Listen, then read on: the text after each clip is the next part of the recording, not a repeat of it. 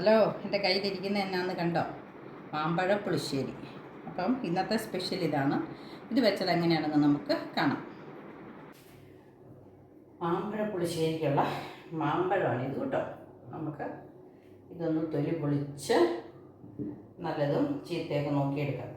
6-7 എണ്ണം നമ്മൾ അണ്ടിയോടെ മൊത്തം ഇട്ടിട്ടുണ്ട്. ബാക്കി 3-4 പൂളിയാണ് ഇട്ടിരിക്കുന്നത്. കാരണം ദശക്കട്ടി കുറവുള്ള മാങ്ങയാണ്. ഇനി നമുക്ക് ഇതൊന്ന് വേഗം മാത്രം വെള്ളം ഒഴിച്ചു കൊടുക്കാം.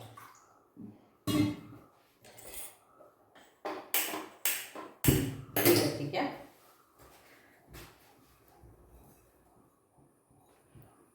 മാമ്പഴമല്ലേ, പുളിയുണ്ട്, മധുരമുണ്ട്. അപ്പം നന്നായിട്ട് ഉപ്പ് വേണം. നമുക്ക് ഉപ്പ് ചേർത്ത് കൊടുക്കാം.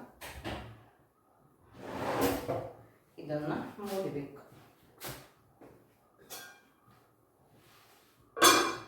അവിടെ ഇരുന്ന് വേവട്ടെ.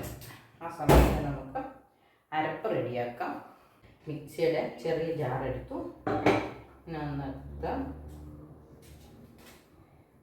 ഉണക്ക കാന്താരിമുളകാണ് ഇടുന്നത്. പിന്നെ 2-3 കൊച്ചുള്ളി. ഒത്തിരി ഉള്ളിയൊന്നും വേണ്ട കേട്ടോ, മാമ്പഴത്തിൻ്റെ ടേസ്റ്റ് പോകും. ഒരല്പം ജീരകം. ഉണക്ക കാന്താരിമുളക് ആയതുകൊണ്ട് തന്നെ ഒരു 2-3 കറിവേപ്പില.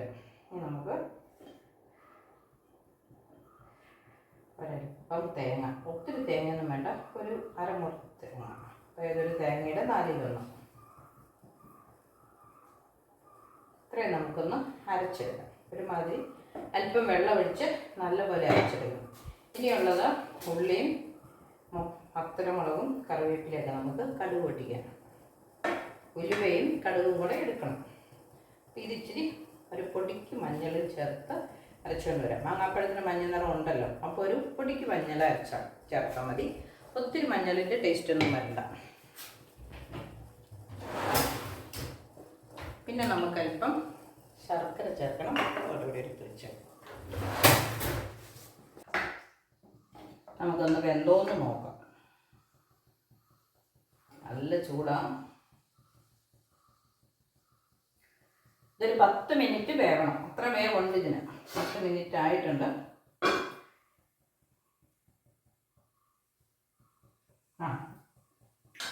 അരിഞ്ഞു, ഉപ്പുമുണ്ട്.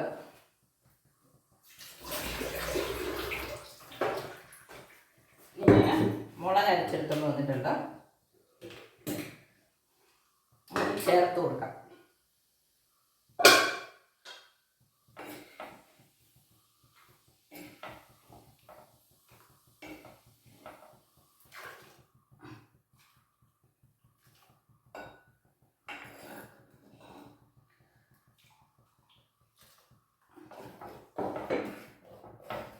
ഇതൊന്ന് നന്നായിട്ട് ഇളക്കി നമുക്ക് തിളപ്പിക്കണം. അത് കഴിഞ്ഞ് ഒരല്പം മോര് ചേർക്കണം. മോര് ചേർക്കുമ്പം മൺചട്ടിയല്ലേ, തിളച്ച് പോകും. തിളച്ച് പോകാതെ നമുക്ക് തീ നിർത്തിയിട്ട് വേണം മോര് ചേർക്കാൻ.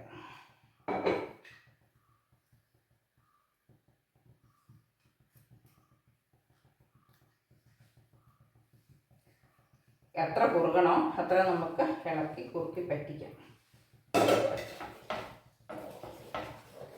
നല്ല ദശക്കട്ടിയുള്ള മാങ്ങയായിരുന്നു, ഇതിലും കുറുകി വന്നേനെ. ഞാനിവിടെ ചെത്തി അരിട്ടിട്ട് വരാം.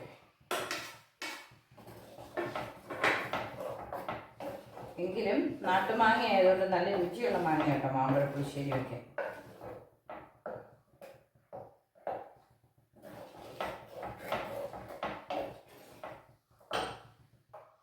ഇതൊന്ന് കുറച്ച് വെക്കാം.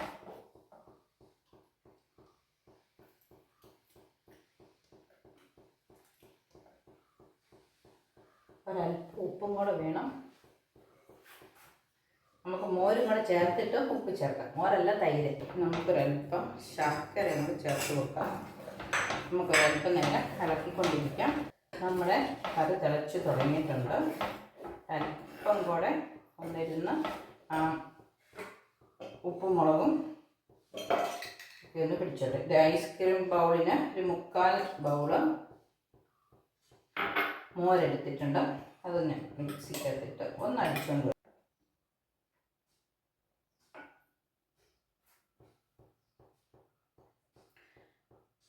ഉണ്ടോ നമ്മുടെ മാമ്പഴ പുളിശ്ശേരി പതുക്കെ തിളച്ച് വന്നിട്ടുണ്ട്. ഇനി നമുക്ക് മോര് ചേർത്ത് അപ്പം തന്നെ തീ ഓഫാക്കാം, അല്ലെങ്കിൽ തീ ഓഫാക്കിയിട്ട് മോര് ചേർക്കാം. മോര് ചേർത്ത് കഴിഞ്ഞ് ഇത്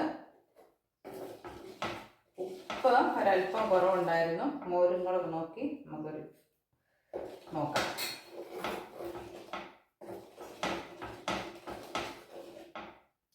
മൺചട്ടിക്കകത്തായതുകൊണ്ട് ഇളക്കുന്നത് നിർത്തിയാൽ ഒരു പക്ഷേ തിളച്ച് പോകാൻ സാധ്യതയുണ്ട്.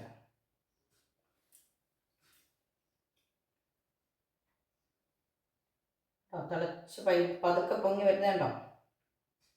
ചട്ടിയുടെ ചൂടും കൊണ്ട്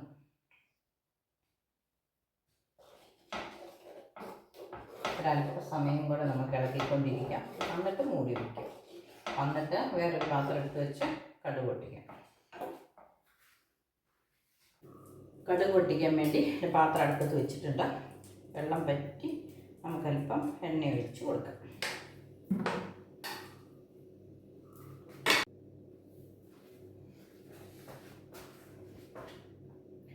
എണ്ണ ചൂടായി വന്നിട്ടുണ്ട്. ഒരു കടുക് ഇട്ട് കൊടുക്കാം.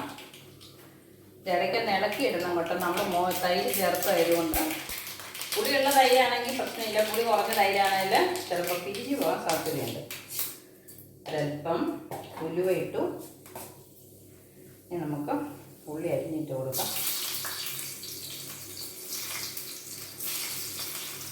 നേരത്തെ ഉള്ളി അരിഞ്ഞ് വെച്ചാലും കുഴപ്പമൊന്നുമില്ല കേട്ടോ. ഞാൻ സമയം സൗകര്യം കിട്ടാത്തതുകൊണ്ട്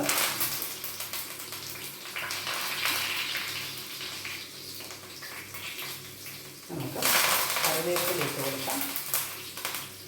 ഒരു 2 വറ്റൽമുളക് ഇട്ട് കൊടുക്കാം. ഇട്ടുണ്ടെങ്കിൽ ഇട്ടാൽ മതി കേട്ടോ. എരിവൊക്കെ കൂടുതൽ വേണം. അല്ലെങ്കിൽ മുളക് എണ്ണ കുടിച്ചിരിക്കുന്ന മുളക് കഴിക്കാൻ ഇഷ്ടമുള്ളവർക്കൊക്കെ ഇട്ട് കൊടുക്കാം.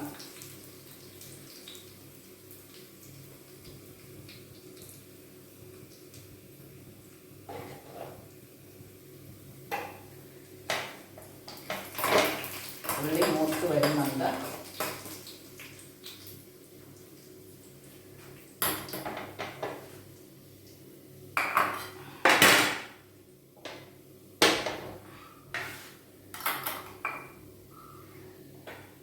നമുക്ക് ഇതിനകത്തേക്ക് ചേർത്ത് കൊടുക്കാം.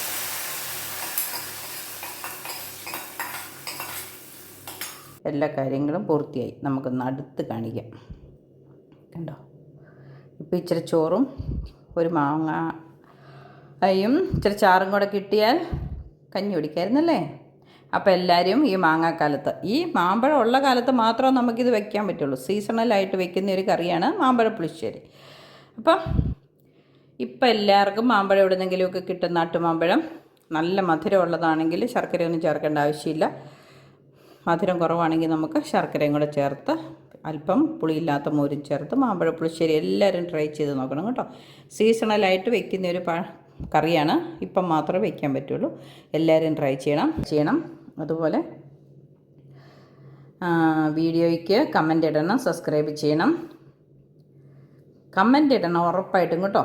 അപ്പം ഇന്നത്തെ വീഡിയോ ഇത്രയേ ഉള്ളൂ. എല്ലാവർക്കും ബൈ.